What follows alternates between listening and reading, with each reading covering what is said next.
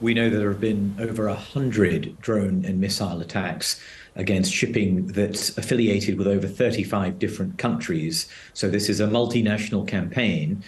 And what's remarkable about some of these attacks is that they aren't just low-level, simple, homemade drones of the kind people may be imagining. These are highly advanced military capabilities.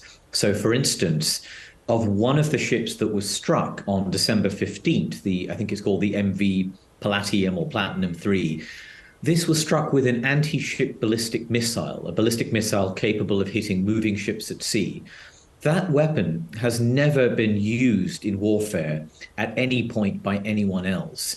And it's a system that would be viewed as a sophisticated capability for any navy, let alone a small non-state group in the Middle East that controls part of the country. So can you give us a sense of how much disruption they can cause to the transport of consumer goods and energy supplies? Yeah, absolutely. Well, we can see that now. They have essentially mounted a blockade on the Red Sea, a waterway that is absolutely essential to international goods and energy shipments.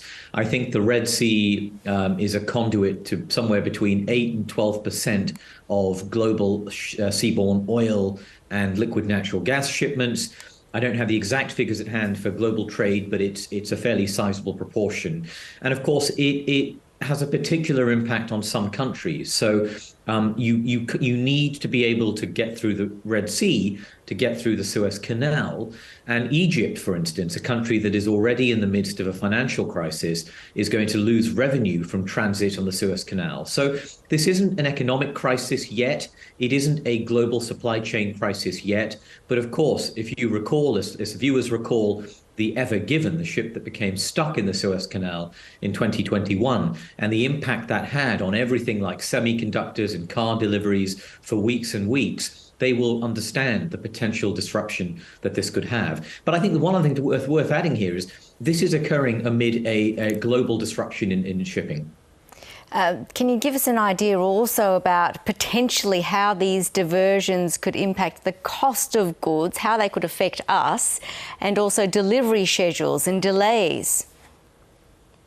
Well, if the Suez Canal is closed or disrupted, you have to go around the long way from Europe to Africa, and it adds weeks of delays. How will the creation of a multinational operation help to safeguard commerce? Are you hopeful that it can be effective?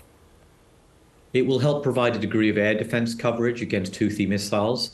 They may create safe corridors for shipping to pass, but I'm afraid only a few missiles have to get through to cause insurers to panic, ship owners to panic. So I think unless the Houthis are struck directly, I'm not convinced that this coalition is going to fix the problem by itself.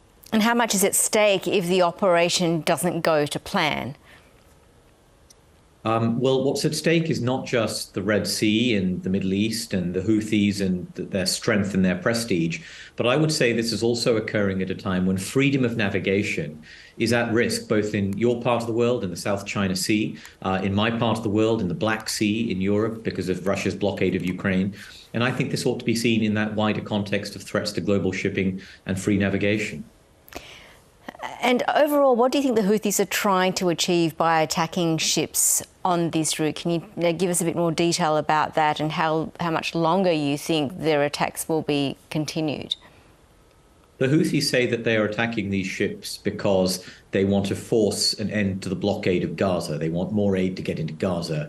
Now, I'm not convinced that's true. I think Iran is a main backer of the Houthis. They're trying to find a way to keep the pressure on Israel, both from Hezbollah, the group in Lebanon, and through the Houthis.